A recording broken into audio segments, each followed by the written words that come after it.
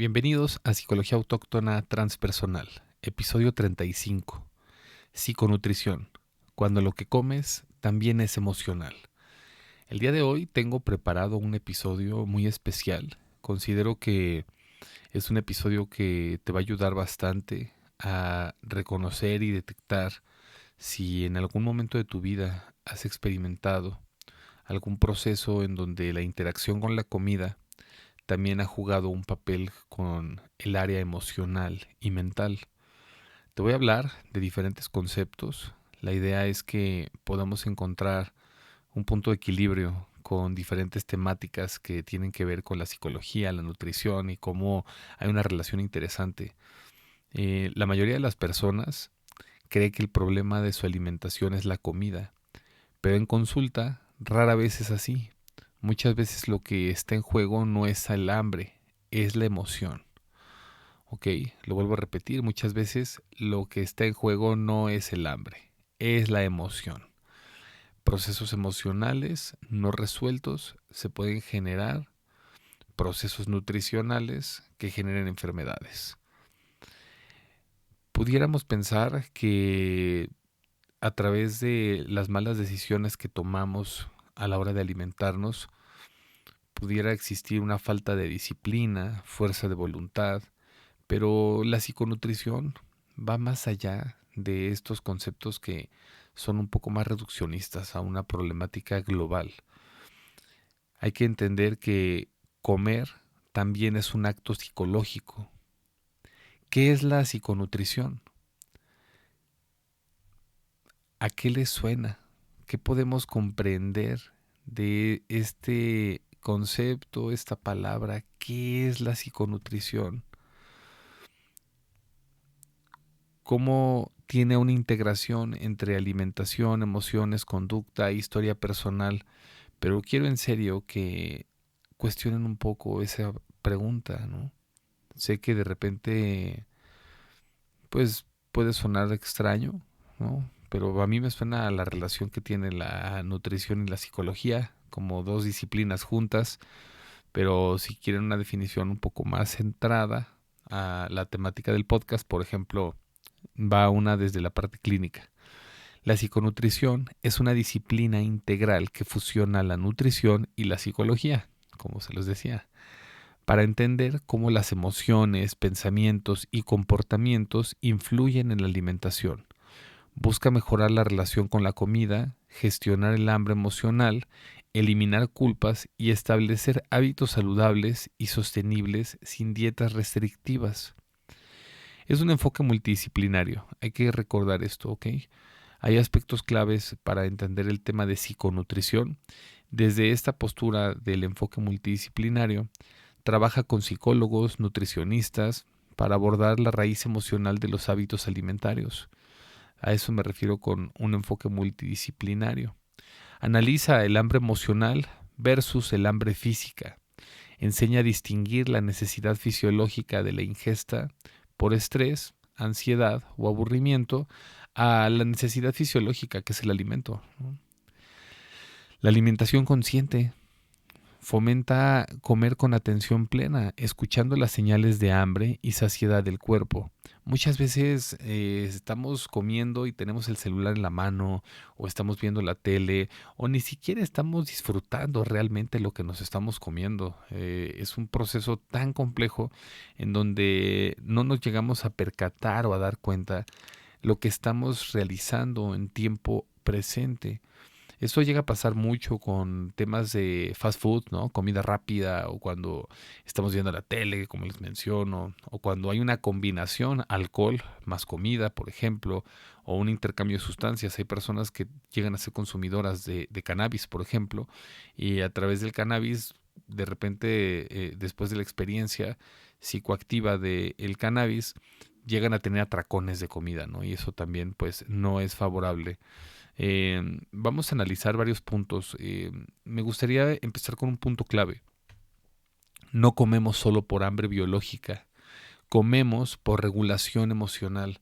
Si logramos comprender que nuestras emociones juegan un papel fundamental en la relación que tenemos con la comida, vamos a poder modificar ciertos hábitos que nos llegan a perjudicar en nuestra vida diaria. ¿Y por qué es el interés de hablarles de este tema? Pues miren, en México se experimentan tasas muy altas de obesidad, diabetes y problemas relacionados con la nutrición. Entonces, esta parte de trabajar todo lo relacionado a una necesidad fisiológica como es alimentarse, implica sanar la relación con la comida, entender cómo se conecta la mente y cómo se conecta las emociones con una necesidad real que es comer. O sea, todos necesitamos comer. Las decisiones que tomamos para alimentarnos son las que nos llegan a afectar. Y es ahí en donde podemos analizar, ¿no?, la diferencia entre hambre fisiológica y hambre emocional. El hambre fisiológica va a ser esa hambre que se activa a través de las señales que manda tu cuerpo, en donde requiere ingesta de alimento. El hambre emocional surge a través de estrés, ansiedad o una situación emocionalmente demandante en la que se requiere un tipo de alimento. Hay personas que optan por lo dulce, hay personas que optan por lo salado, hay personas que de repente tienen muy presente estar picando algo. Y curioso, cuando empiezan a comer mal, logran autorregularse y eso genera un hábito. Entonces, imagínense que se quede establecido un hábito de mala conducta alimentaria, en donde la regulación del estrés o la ansiedad se da comiendo dulces o se da comiendo papas. A lo mejor ya al inicio te funciona, pero a través de los años te puede causar ciertas consecuencias. Aquí es en donde vamos a abordar el concepto de emociones y alimentación. ¿Por qué comemos emocionalmente? Creo que esto es muy relevante para este episodio, porque se los quiero plantear desde un punto en donde puedan analizar sus emociones y su comportamiento con el alimento, o con la alimentación, mejor dicho. Pero ¿por qué comemos emocionalmente? Ok, aquí hay 4 conceptos. Se comenta justamente que a través de la ansiedad se puede generar una búsqueda de regulación, o sea, una búsqueda de sentirse mejor. Es decir, cuando hay ansiedad se va a buscar algo para aquietar los síntomas. En muchos casos, esa búsqueda de regulación se puede dar a través de atracones de comida, se puede dar a través de malas decisiones para alimentarnos. Tristeza. ¿Qué pasa con la tristeza? Con la tristeza puede generar una sensación de compensación. Surge exactamente lo mismo. Cuando estamos tristes es muy probable que se antoje el chocolate, lo dulce, algo que nos haga sentir, ¿no?, por así decirlo. ¿Qué pasa con el vacío? A través del vacío se va a buscar llenar de forma simbólica. Y hay personas que pueden estar experimentando sobrepeso o hay personas que experimentan obesidad tipo 1 u 2 y tienen una cantidad de masa corporal y grasa muy amplia, pero pueden tener un vacío por dentro que busca llenarse a través de la comida. Aclaro que este proceso es totalmente inconsciente, no hay acceso a él. Por eso es importante asistir con un especialista. Muchas veces los problemas de sobrepeso y obesidad, que tienen un origen emocional, están relacionados a situaciones que no fueron abordadas o trabajadas. Traumas, procesos de estrés postraumático, situaciones de alta demanda emocional. Sin embargo, es muy común que las personas que tienen conflicto con la relación que existe entre la comida y su vida cotidiana pueden estar viviendo un tipo de vacío que la verdad es que no se va a llenar nunca hasta que se den cuenta, solamente hasta que sean conscientes de ese vacío. El estrés, ¿qué pasa con el estrés? El estrés activa un impulso. El estrés cuando llega va a generar que se active un impulso por picar, por comer, por sentir como un tipo de regulación a través de la comida, ¿no? Pero desde un mecanismo psicológico, la comida funciona como una anestesia emocional. Eso es algo increíble. Es impresionante el efecto placebo que puede generar la alimentación, ¿no? El ingresar comida y el mecanismo psicológico. Muchas veces por eso dicen, si tienes que tener una plática difícil, hazlo después de la hora de la comida. Si quieres cerrar un negocio, ciérralo yéndote a comer a algún lado. Grandes negocios se cierran de esa manera, ¿no? Pero pues tiene una relación. Hay un factor interesante. Cuando el ser humano ingresa comida a su cuerpo y hay un estado de saciedad, hay un estado de satisfacción en donde se genera cierta serenidad, pero es interesante cómo la comida pudiera funcionar como una anestesia emocional, como un sistema de recompensa o como un sistema de escape. Un sistema de recompensa muchas veces se activa de forma tan natural que se busca ser recompensados a través de la comida, ¿no? Darse un gusto también a través de la comida. Pero de repente no es un gusto en la semana o en el mes, ¿cuántos gustos son? Y por otro lado, la parte de generar un escape. ¿Qué es lo que pasa? ¿Cómo se observa y se analiza un escape emocional a través de la comida? Cuando se tienen que tomar decisiones, cuando las cosas se ponen difíciles, cuando hay un estado de alto estrés en donde se tiene que accionar a una decisión. En el 80% de los casos, las personas prefieren comer antes de resolverlo, o ingresar algo, o tomar una bebida alcohólica, o hacer algo en particular, pero que tiene relación con la ingesta de un alimento. No es que la persona no pueda dejar de comer, es que esa conducta está cumpliendo una función. Y es aquí donde cuesta mucho trabajo modificar ciertos patrones, ¿ok? Porque hay un hábito que se quedó estructurado a través de la comida, en donde la comida va a generar anestesia emocional, en donde la comida va a generar una recompensa y en donde la comida puede generar un escape. Entonces, cuando tú buscas modificar todo lo que te mencioné, de repente se puede generar cierta incomodidad, ¿no?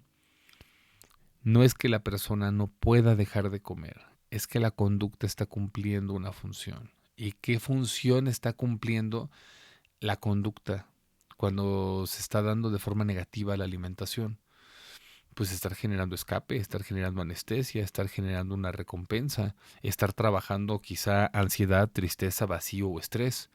Por eso es muy importante que las personas que quieren bajar de peso lo puedan complementar con terapia psicológica, puedan tener un abordaje desde la parte psicoterapéutica y también tomar en cuenta que esto requiere un proceso nutricional en donde puedan tener una asesoría con un buen nutriólogo, nutrióloga. Y de esa forma, perdón, se puede hacer una red de apoyo integral para que la persona pueda entender ciertos procesos. Les voy a compartir un ejemplo clínico de algún paciente que tuve en algún momento. Paciente masculino de 36 años que come en la noche, pero come en la noche cantidades de comida impresionantes, a pesar de que ya tuvo un desayuno, una comida y varias colaciones en el día.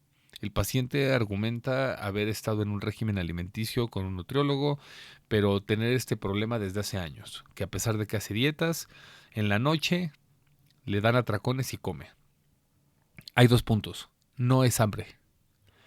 Lo que está viviendo este paciente en la noche no es hambre, es descarga emocional del día. Así como suena, señores, es una descarga emocional de todo lo que experimentó durante el día. Y esto es algo que busca romper ciertos paradigmas, ¿eh? Porque muchas veces podemos experimentar emociones bien intensas desde que despertamos hasta que nos dormimos, pero normalmente en la noche, cuando hacemos un análisis del día, es cuando podemos sentir que nos invaden emociones que no trabajamos o que no liberamos durante el día, y a través de la comida se busca, de cierta forma, liberar. Entonces, este ejemplo clínico de este pacientito nos permite observar cómo, a pesar de que llevaba un régimen alimenticio, tenía varias comidas durante el día, al llegar la noche podía detectar una emoción. Y es interesante porque en la noche es cuando se siente más la ansiedad, cuando se siente más la depresión, cuando se experimentan emociones no trabajadas. Entonces, si seguimos esa premisa, es interesante cómo en la noche un paciente, como una forma de descarga emocional, come en exceso. Pero ¿qué pasa en el cuerpo si metes más calorías de las que puedes quemar antes de dormir? De entrada vas a experimentar un proceso de indigestión tremendo. No vas a quemar las calorías que ingreses a tu cuerpo. Y por otro lado, esa cantidad de comida te puede generar insomnio. Y hay que recordar que el ser humano tarda de 2 a 2 horas y media en digerir alimentos. Entonces imaginemos que este cuate comió a las 11 de la noche, ¿no? Se aventó un atracón nocturno a las 11 de la noche, siguiendo este concepto de la digestión. Su cuerpo estaría listo para dormir a la 1:30 de la madrugada más tardar. Pero si aparte también estuvo viendo un aparato digital como una tablet, una computadora, el celular o la tele, eso va a prolongar más el estado de sueño. A lo mejor y se termina durmiendo a las 2 de la mañana, 2:30. Pero ¿qué creen? Este pacientito entra a las 8 a trabajar y trabaja lejos. ¿A qué hora se tiene que parar para que le dé tiempo de llegar al trabajo? Pues por lo menos a las 6 de la mañana, ¿no? Siendo realistas, para darse un baño, preparar sus comidas y con esta ciudad que tiene mucho tráfico, en Ciudad de México, pues es complejo. Entonces, imaginemos que se durmió a las 2 de la mañana, pero se levanta a las 6, 4 horas de sueño, y que esto le pasa todos los días. ¿Cómo consideran que está su semblante? ¿Qué tan descansado está? ¿Cómo le está afectando la relación de la comida diariamente? ¿Qué es lo que está ocurriendo? Él mismo está agotando sus reservas de energía, está agotando su cuerpo, y el cuerpo puede cobrar factura. Obesidad. Ok, vamos a hablar de ese tema. Me interesa mucho. Obesidad más allá del cuerpo. Este es un tema que a mí me gusta mucho y creo que les va a servir bastante. Yo lo he podido vivir en carne propia. El paciente del que le hablé soy yo. No es cierto. Pero me sentí muy identificado porque creo que en algún momento me ha llegado a pasar. O sea, sí es común que uno genere descargas emocionales a través de la comida. Pero ¿a qué voy? Les quiero actualizar. Estoy explorando estos terrenos de una forma muy interesante y estoy teniendo muy buenos resultados conmigo. Estoy empezando a generar una reestructura corporal muy interesante en cuestión a mi peso ideal. Y pues lo he hecho a través de dieta, a través de conciencia, a través de entender varios conceptos muy interesantes. Pero mi interés de compartir este episodio es ayudar a muchas personas, ayudar a personas que estén experimentando obesidad, ayudar a personas que estén experimentando sobrepeso, a romper ese juicio y ese estigma a ciertas palabritas que de repente se les dan, el gordito, la gordita, o aspectos más despectivos. ¿Por qué tenemos que identificarnos con el cuerpo de esa manera? ¿Por qué nos tienen que juzgar por el tipo de cuerpo que tengamos? Nunca he visto que de la misma forma en la que lleguen a agredir a alguien gordito, lo hagan con alguien flaco, ¿no? O sea, ay, ese flaquito, ay, ese delgado. Obviamente se van hacia lo visible, ¿no? Ese gordo, ese marrano, o sea, cosas de ese estilo. Y ¿saben qué pasa? Esto lo digo de forma chusca o graciosa, pero en las escuelas la tasa más alta de bullying que se llega a experimentar es en la educación primaria y secundaria. Imagínense chavitos entre 6 y 12 años en la primaria dándose con todo, atacándose por temas irrelevantes como es el cuerpo, o sea, pero es algo muy común. Entonces busco concientizar también esa parte, que puedan tener mucha empatía por las personas que llevan esa lucha interna con la obesidad. Y vamos a analizarlo más allá del cuerpo. Recuerden que esto es psicología autóctona transpersonal y yo soy un psicoterapeuta transpersonal y no me quedo nada más en conceptos que tienen que ver con la parte clínica, con la parte meramente científica. Me quedo también con conceptos muy espirituales que son importantes dentro de la integración de la psique del ser humano. Y la obesidad es un término que va más allá del cuerpo. La obesidad no te identifica como persona al grado en el que no puedas modificar esa identificación. Hay que romper un enfoque simplista al término de obesidad.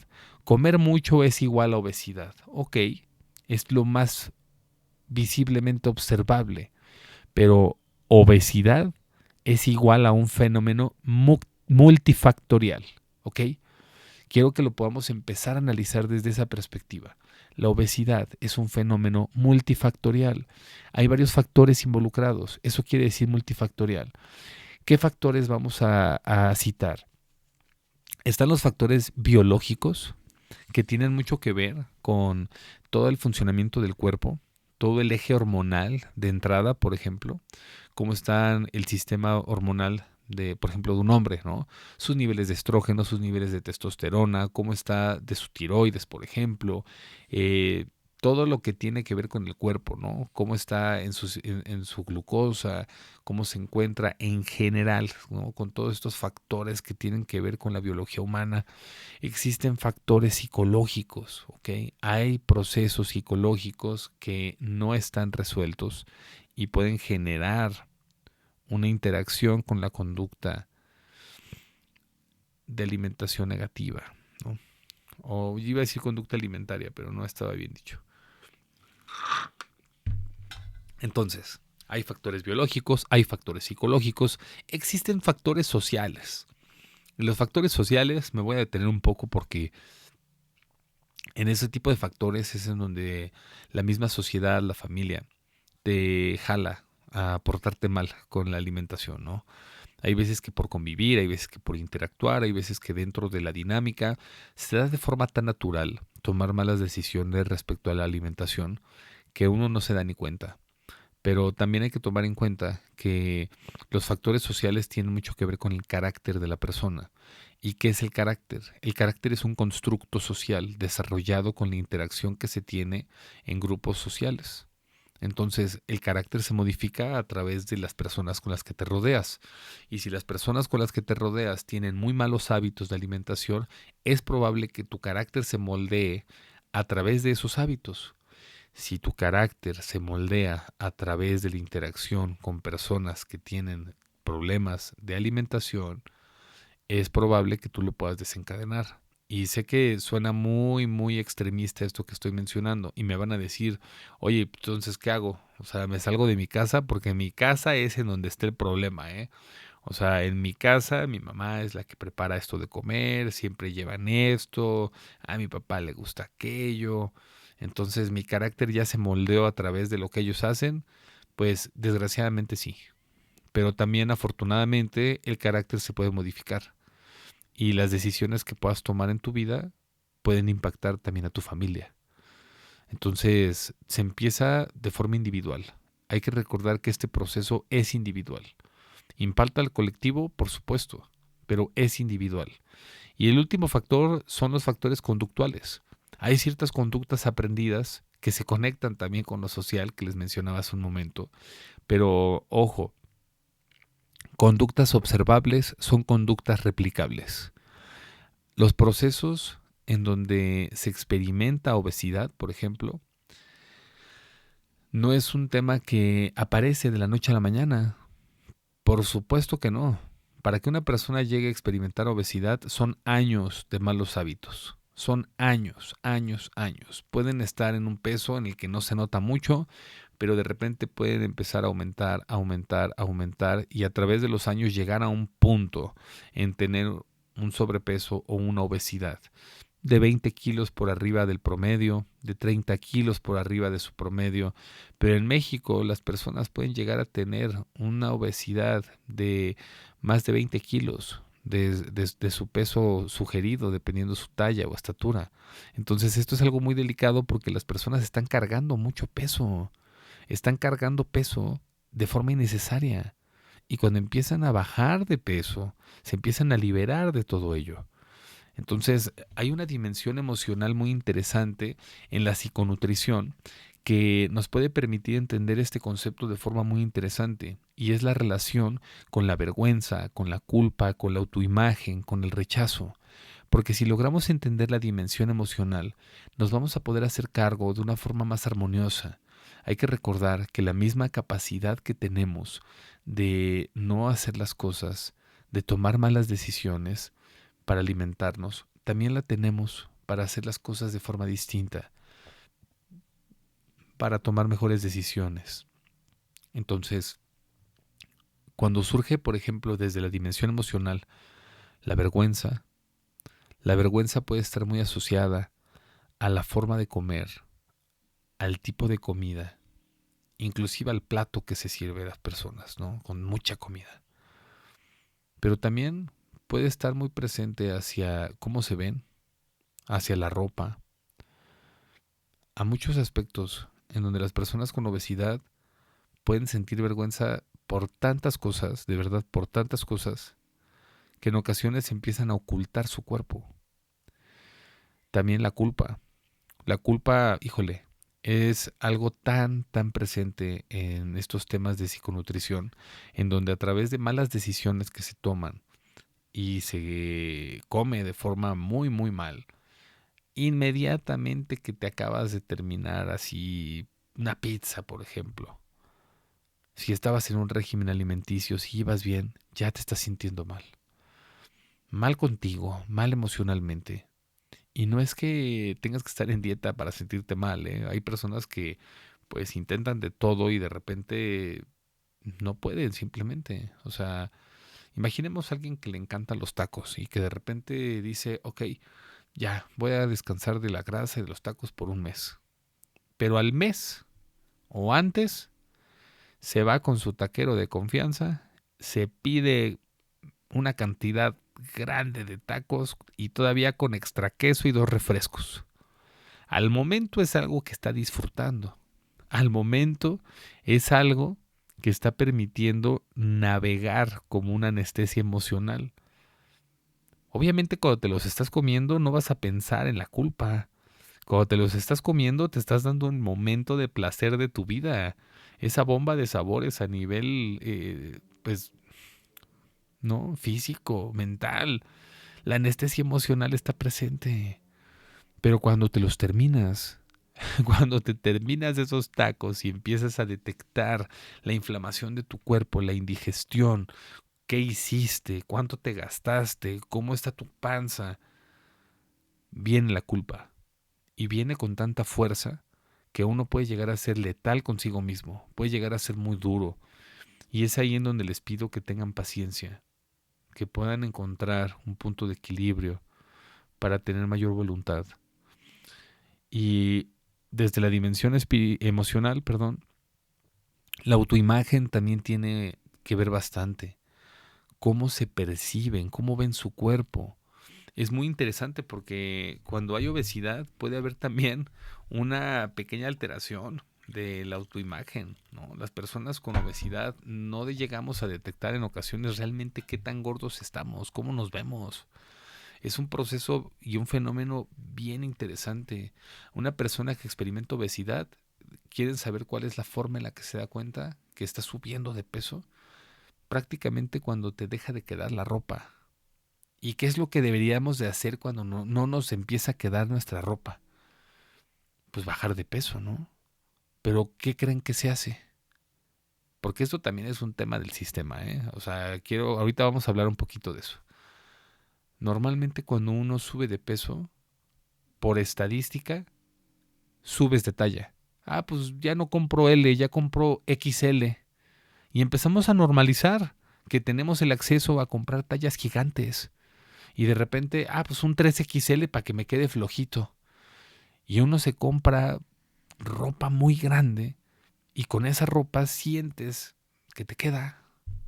Pero eso no oculta el problema. Eso es un proceso que que va a generar que tu autoimagen tenga un efecto placebo de que aparentemente te sientas mejor como te ves, pero si tu talla no es un XL o 2XL de forma natural, entonces te estás adaptando por la obesidad que tienes, pero eso no es lo natural. Lo natural es que tú seas L.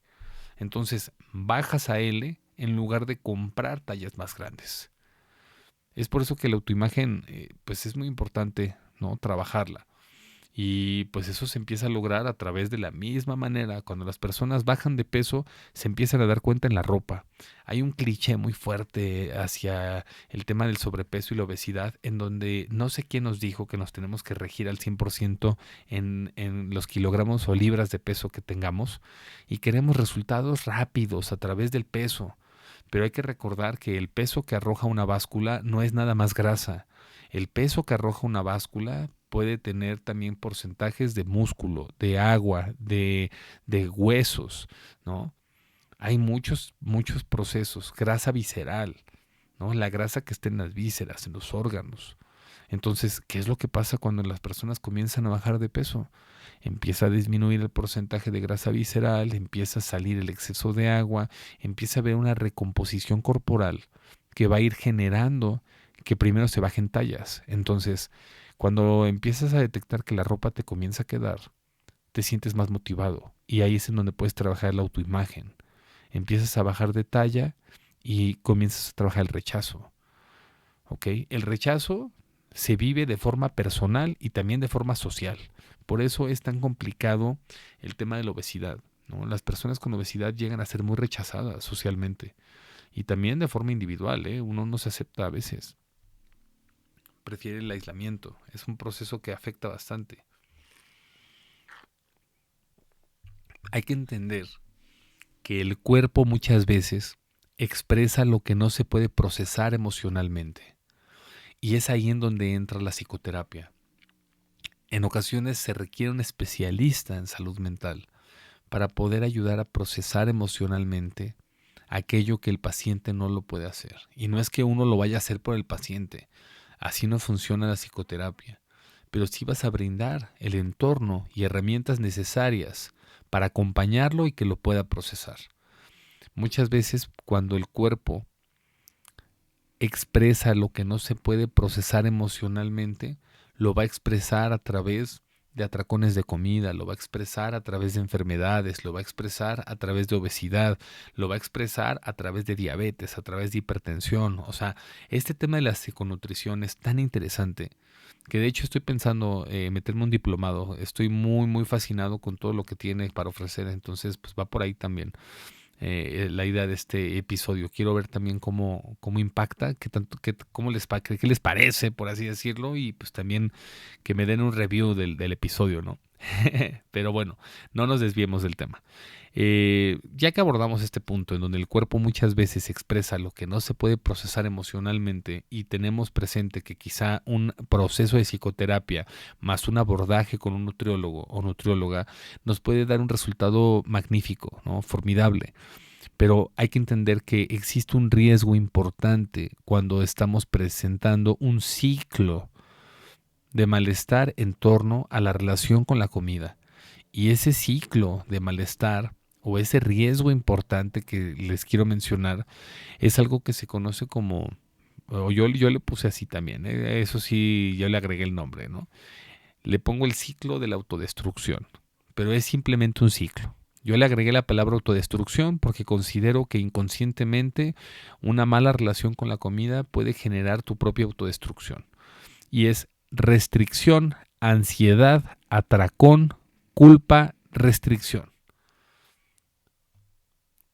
Restricción, ansiedad, atracón, culpa, restricción.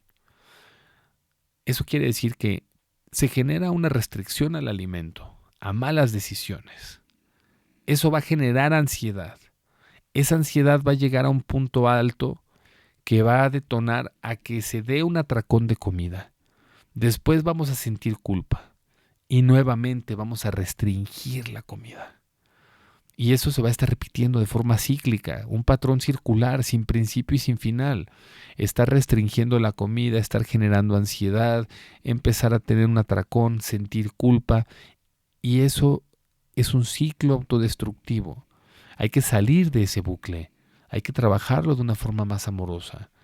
Y es un proceso complicado. Hay personas que no lo detectan, pero normalmente se hace así.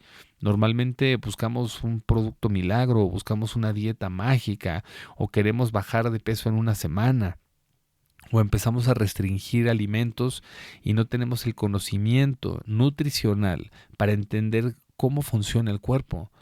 Imagínense que estemos manejando niveles de glucosa altísimos y que de repente de la noche a la mañana nos queremos aventar un régimen alimenticio extremo para bajar de peso, pero nuestros niveles de glucosa están tan altos que no se van a adaptar a ese régimen.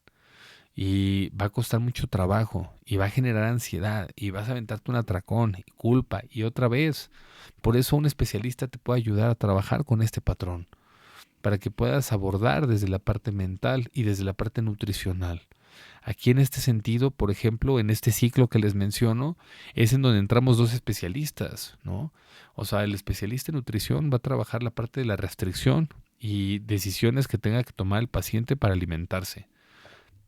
El especialista en salud mental va a trabajar la ansiedad, va a trabajar la anestesia emocional que genera el acto de comer.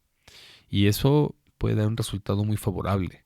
Hay un impacto en la salud mental muy interesante. Esta relación bidireccional nos habla sobre el estado emocional y cómo afecta la alimentación y cómo la alimentación afecta el estado emocional. Es algo bien interesante porque se relacionan de forma muy compleja y al mismo tiempo muy similar. Te lo quiero volver a repetir. El estado emocional afecta la alimentación y la alimentación afecta el estado emocional. Entonces es muy importante analizar nuestras emociones, trabajarlas y ver cómo esto va a interferir en el tipo de alimentación que tenemos. Y de igual manera la alimentación va a afectar el estado emocional. Hay una relación muy interesante que existe entre la alimentación y el estado emocional de las personas. Voy a preparar varios capítulos, voy a hablarles acerca del eje intestino-cerebro, acerca de la microbiota intestinal, cómo el intestino es prácticamente la zona del cuerpo que genera más neurotransmisores, incluso más que el cerebro. O sea, la mayor cantidad de serotonina la segregamos en la panza, o sea, en el intestino. Y es interesantísimo cómo se da ese proceso. Entonces, pues lo vamos a ir abordando. Pero hay que entender que hay problemas asociados a la obesidad y desde la psiconutrición se puede analizar, por ejemplo, procesos que están asociados a la ansiedad, a la depresión, a la baja autoestima, a trastornos de la conducta alimentaria y sobre todo que estos procesos no son nuevos. Hay situaciones que se van generando y se van repitiendo año con año y fortalecen el trastorno de la conducta alimentaria, por ejemplo. No es solo un problema de peso, es un problema de relación con uno mismo.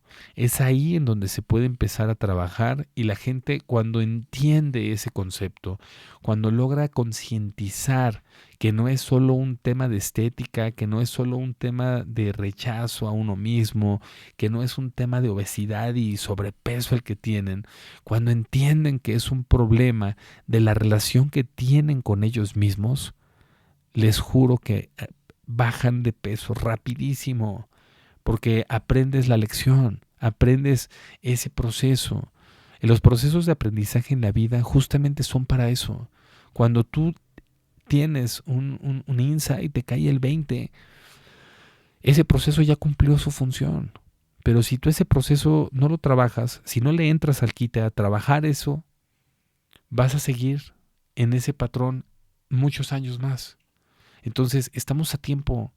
La calidad de vida que busquemos para el futuro depende de qué tan conscientes somos de la forma en la que estamos cuidando esta cajita, el avatar físico, que es, como dice Lobsang, mi maestro de meditación, es el lugar donde habita la conciencia, es el lugar en donde habita el espíritu, hay que cuidarlo. Comer puede estar asociado a una forma de control, a una forma de castigo o a una forma de evasión. Por lo general se puede asociar hacia esas tres dimensiones desde un nivel profundo, ¿no? Y cómo se puede percibir, por ejemplo, la forma de control al comer. A través de mi conducta, a través del exceso, yo controlo que mis emociones no sean visibles. Me las como. Forma de castigo tiene que ver con la autoestima, la autoimagen. Uno puede sentir coraje consigo mismo y a través de la comida más le mete, ¿no? Puede ser por ahí. forma de evasión, emociones demasiado intensas que no tengo idea cómo trabajar, cómo liberar, cómo entender siquiera, las evado comiendo. Así de simple. Comer puede ser forma de control, forma de castigo, forma de evasión. Esta es una interpretación que doy con mis propias palabras, pero quiero que cada uno de ustedes la pueda interiorizar hacia su experiencia en la relación que tienen con la comida. ¿Qué es lo que pasa desde un proceso de intervención? Porque ahorita ya les estoy hablando de emociones, de los problemas asociados, de cómo hay un impacto en la salud mental, ¿no? Cómo es una relación bidireccional en donde el estado emocional afecta a la alimentación y la alimentación afecta al estado emocional, o sea, están unidos prácticamente. Pero vamos a darle un giro a este podcast. No quiero que se sientan regañados. La idea es concientizar, abrir su mente, que puedan tomar decisiones para experimentar el regalo de la vida, que es estar aquí y ahora y disfrutarlo con las personas que aman. Y con eso vamos a hacer una intervención, un enfoque integrativo que te permita entender que tienes la capacidad de salir adelante de esta situación,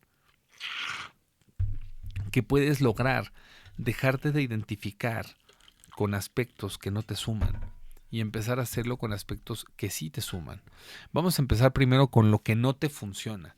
Te voy a compartir cosas que de verdad, en serio, por Dios, la ciencia médica lo dice, ¿no?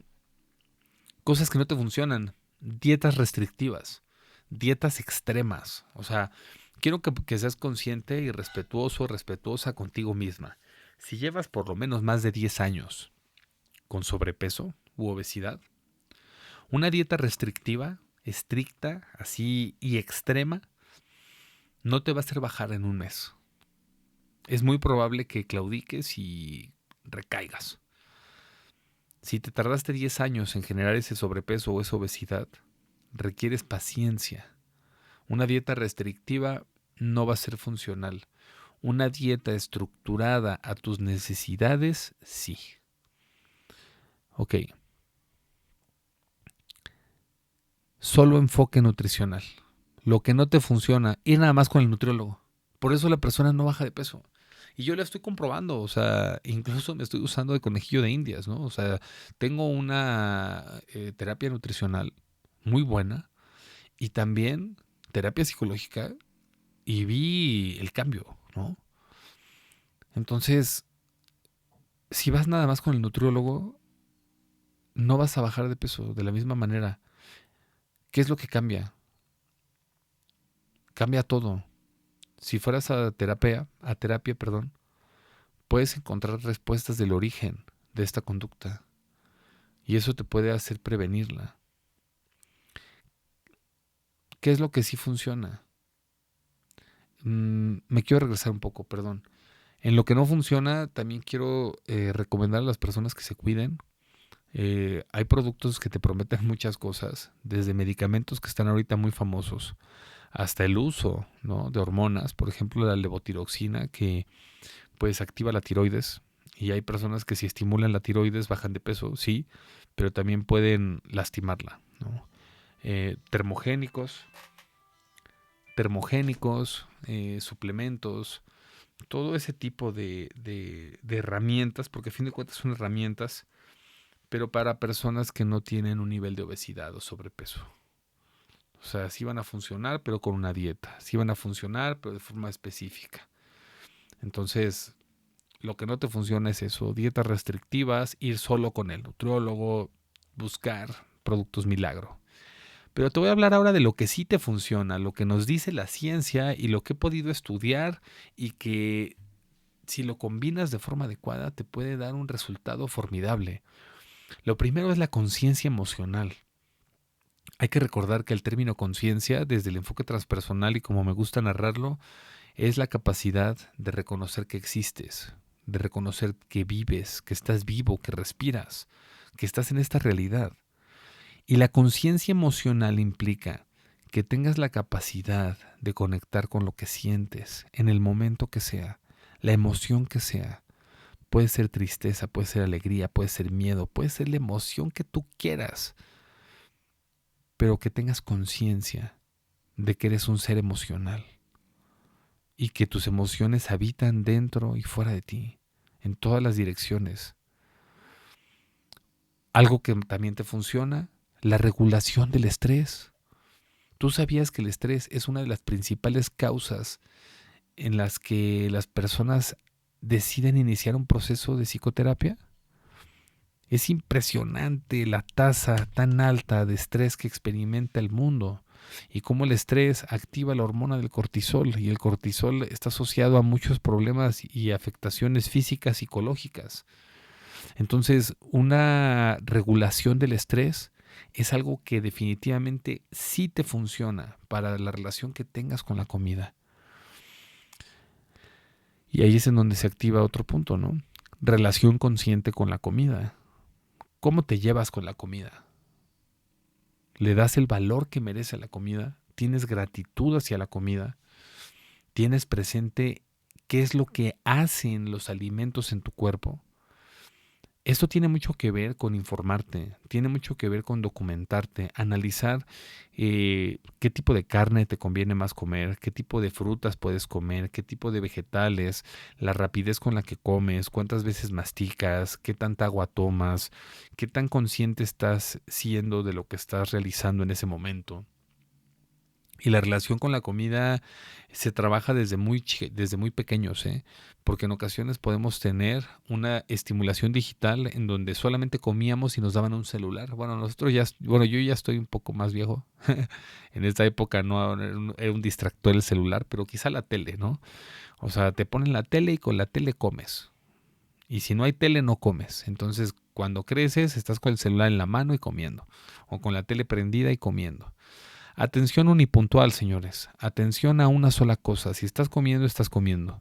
Respiras profundo, tomas agua, masticas las veces que sean necesarias y vas sintiendo cómo la comida va cayendo.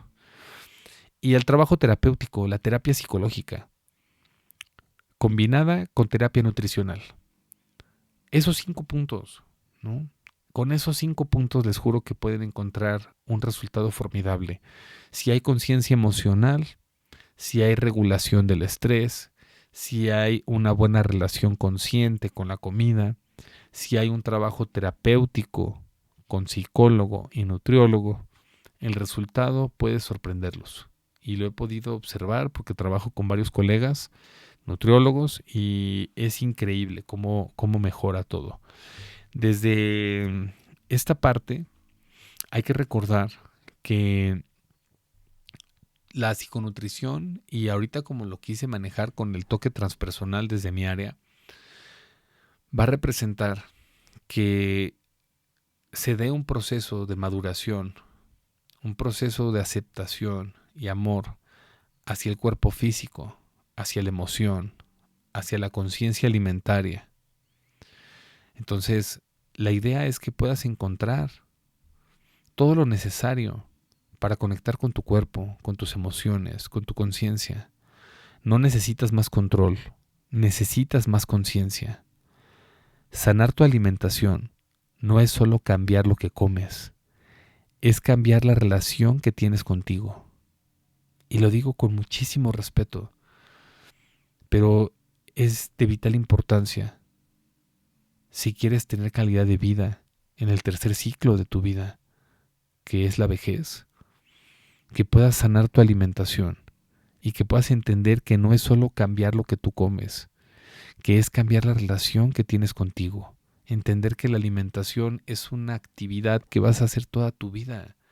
Te tienes que alimentar sí o sí, pero hay que tomar las mejores decisiones para que el día de mañana, si te quieres dar un gustito, te lo puedas dar, pero que no sea esa tu forma de vivir siempre. Comer no es solo nutrición, es historia, es emoción, es identidad. Tu cuerpo no es el problema, es el lenguaje a través del cual tu historia está hablando. Yo soy el psicólogo Francisco López, de apoyo emocional y psicoterapia y psicología autóctona transpersonal, que es mi podcast de aquí de Spotify. Y te quiero en serio agradecer por escuchar este episodio. Estoy muy contento de difundir este tipo de contenido. Quiero que recuerdes que la intención de Psicología Autóctona Transpersonal es difundir contenido de corte psicológico y transpersonal para todas las personas. Mi interés es dejar un granito de arena, que la gente pueda sanarse, que la gente pueda conocerse. Yo hago con mucho gusto estos episodios para tu más alto bien, pero quiero que recuerdes que si requieres en algún momento ayuda profesional, me puedes contactar de forma directa ahí en Spotify o en mis redes sociales como apoyo emocional y psicoterapia. Hasta la próxima.